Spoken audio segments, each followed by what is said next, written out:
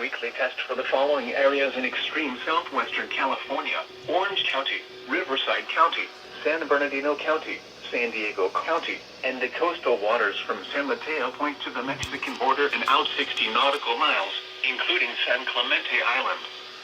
A test signal was broadcasted to test the public warning system. The test is normally conducted between 10 a.m. and noon each Wednesday, weather permitting. The signal was also used to test the activation and emergency readiness of the Skywar network of radio operators.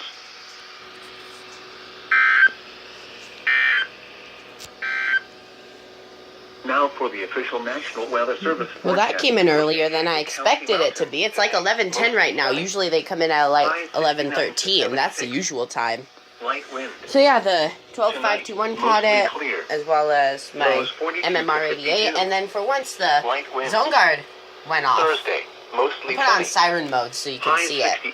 So yeah, the test came in a little earlier than usual, but yeah. So I'm still working on uploading videos, so yeah, see ya.